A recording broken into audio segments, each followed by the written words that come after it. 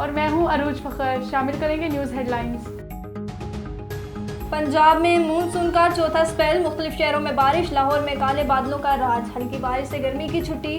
गुजरात में अहम शाहराहें तालाब बन गई, घरों में पानी दाखिल, जहलम, वजीराबाद और शकरगढ़ में भी अब्रे रहमत, इस्लामाबाद में भी सुबह सवेरे जल थल एक हो गया। अज़म इस्तेहकाम फौजी ऑपरेशन नहीं, दहशतगर्दी के खिलाफ मरबूत मुहिम है। पाक फौज ने अज़म इस्तेहकाम से मुतल्लिक प्रोपेगेंडा मुस्तरद कर दिया। कौमी सलामती की इंतहाई संजीदा इशू को सियासत की नज़र किया जा रहा है। अज़म इस्तेहकाम को ऑपरेशन ज़रबे अज़ब और राह निजात से गलत जोड़ा गया। एक मजबूत लाबी चाहते हैं नेशनल एक्शन प्लान की मकासद पूरे ना हो, पैसा लगाकर अज़म इस्तेहकाम को मतनाज़ा बनाने की कोशिश की जा रही है। बनो अमन मार्च में मनफी सोच रखने वाले मखसूस अनासर शामिल थे। रियासत और फौज के खिलाफ नारेबाजी की गई। मसला अफराद ने गोलियां बरसाई और सरकारी गोदाम को भी लूटा। वाक़े के बाद फौज के खिलाफ बेबुनियाद प्रोपेगेंडा किया गया। अमन व अमान सूबाई हुकूमत और इंतजामिया की जिम्मेदारी की नहीं।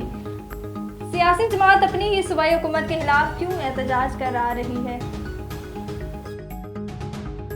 बनो अमन जिरगे ने वज़ीर आला खैबर पख्तूनख्वा को 11 मुतालबात पेश कर दिए। ऑपरेशन की मुखालफत, तालिबान के खिलाफ कार्रवाई CTD करें। जिरगा का मुतालबा, मुकामी इंतजामिया को कार्रवाई का इख्तियार दिया जाए। जिरगा का मुतालबा लापता अफराद और इस हवाले से रिकॉर्ड अदालत में पेश किया जाए। वज़ीर आला की अपेक्स कमेटी का इजलास 2 रोज़ में बुलाने की यकीन दहानी।